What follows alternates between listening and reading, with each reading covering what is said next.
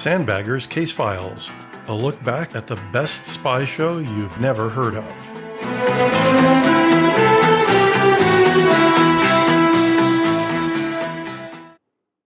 Well, I've been putting this one off for as long as I could, but there's just no avoiding it anymore. It's Burnside versus the World in the Season 3 finale, Opposite Numbers, the legendary and controversial final episode of The Sandbaggers. Willie and Mike are in Malta providing security for Sir Geoffrey Wellingham at an International Strategic Arms Limitation Conference. Despite the luxurious surroundings, the Sandbaggers aren't happy pulling bodyguard duty for politicians. You two don't look very happy this morning. No, we're not. If I'd wanted to be a policeman, I'd have joined the boys in blue. If I wanted to be a wet nurse, I would have done a course in potty training.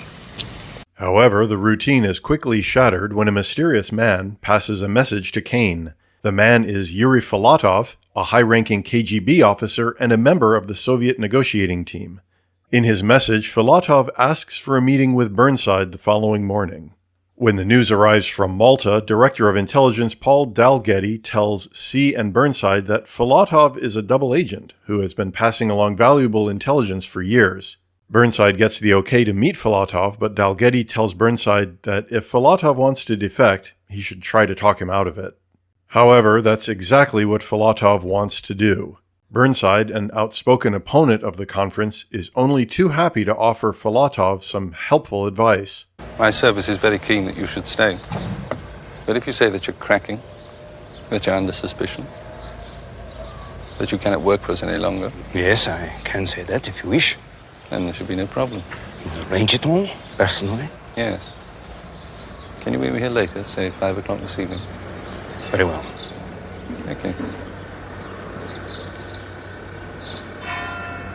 Burnside seeks Wellingham's approval for the lift, but Sir Geoffrey wants him to wait until the agreement is signed first. So instead of flying Filatov out that night, Burnside orders the Sandbaggers to find a place to stash him until the conference is over.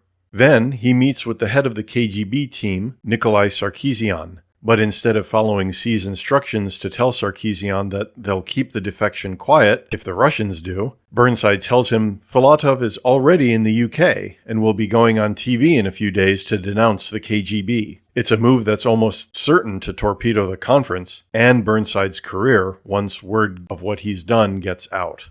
Which happens almost immediately when Sarkisian pays a visit to Deputy Chief Peel, who's also attending the conference. He warns Peel that the consequences of Filatov's defection could endanger more than just the conference. So what do you want?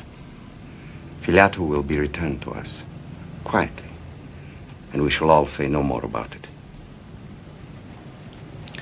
I shall have to take advice, of course.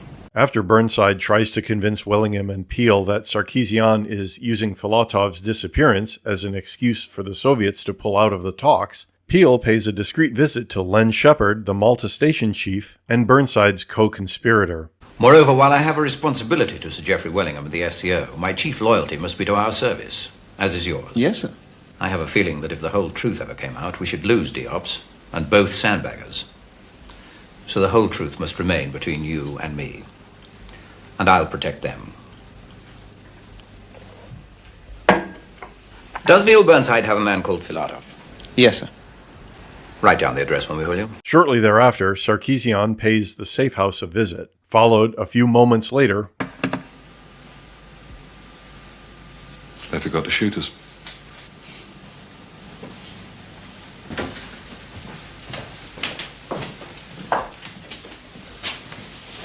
Sit down, both of you.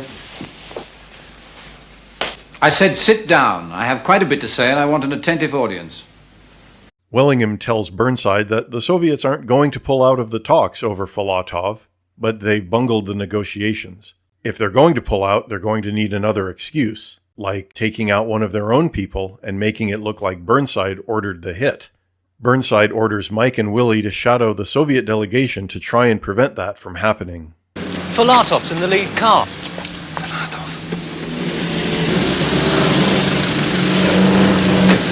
Yuri!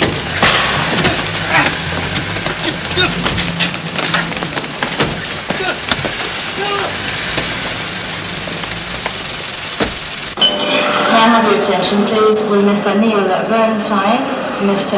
Neil Burnside, passenger travelling to London. Will you please contact the remote office? Mr. Neil Burnside, to contact the remote office, please.